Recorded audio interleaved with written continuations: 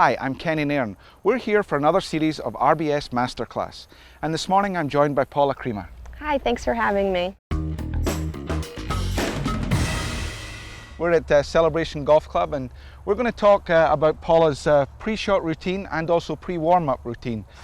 The first thing I have to do is get my body awake. I'm not much of a morning person, so for me I have to wake up about 3.5 hours before my tee time just to get everything moving. Right. I eat and then I go and do a light workout, just some, maybe some cardio, some stretching to loosen up the muscles. My whole routine lasts about an hour and a half. Okay. I allow a little bit of extra time in there just in case you have to get to tee box or the range is further away. Right, so you get to the golf course, you hit some balls in the range. I mean, do you start off with a driver? Do you start off with a lob wedge? Well, my first thing I do is I putt. I putt, I chip, and then when I'm at the range, I start out with my wedges. I kind of just loosen things up, do a lot target oriented with my 58-degree wedge, and then I hit 7 irons, 5 irons, and a couple drivers, and we're off.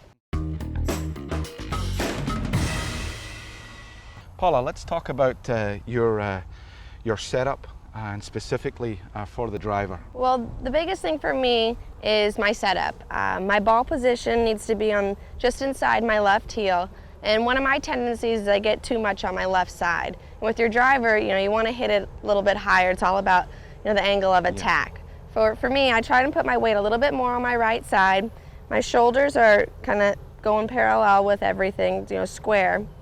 And then the biggest thing is looking at your target and hitting it. That's the only thing I think about is where I want it to go. Okay, and for hitting specific types of shots, left to right or right to left, do you change the length of the club or the ball position? I'll change my stance more. I'll be more open if I want to hit a fade, and if I want to draw it a little bit more, I'll be a little bit more closed. And that way I can just swing my normal swing. I don't have to manipulate it. Okay, all right, let's see you hit one. All right, a straight one or a fade? You call it before you hit it. Okay, we'll hit a straight one.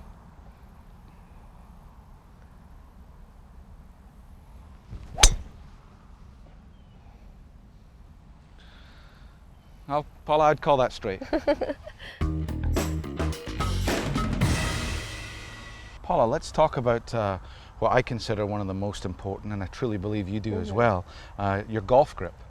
Where do you exactly start with that? Well, for me, one of my tendencies is that I get the grip too much in my left palm. So these two lines go through the tops of my fingers. So I put my left hand always behind me. I just feel like that helps me get it into the right position, as it does right in between my lines. And then for my right hand, I do a motion where it's about a foot away from it, and I just let it hang on to the club, and that's how I do it. And again, you're using the overlap grip.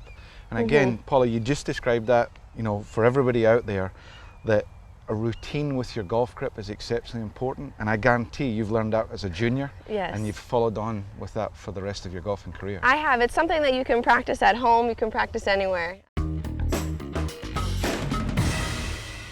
Paula, let's talk about your full swing, and specifically with a 7-iron. Well, with a 7-iron, it's a scoring club, as you know. So now I'm trying to actually hit it at a specific target instead of a fairway.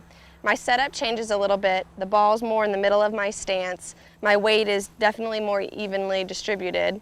And the biggest thing is I'm looking at my target, my flag. And for me, I only have a couple swing thoughts. I'm not a very technical player, so I like to keep it very simple. I think a lot about my rhythm. I'm a 1-2 kind of person, so in my practice swings, I feel that. I feel my tempo. And the other thing is I try and keep the club in front of me as long as I can. Yeah, and I think it's important to emphasize, Paula, that you want to keep these thoughts very, very small. Too many, going to cause a lot of trouble. And I think one of the most important things for everyone to learn about this is that whoever you are, you're always having to work on your rhythm. So exactly. That's really great advice. Thank you.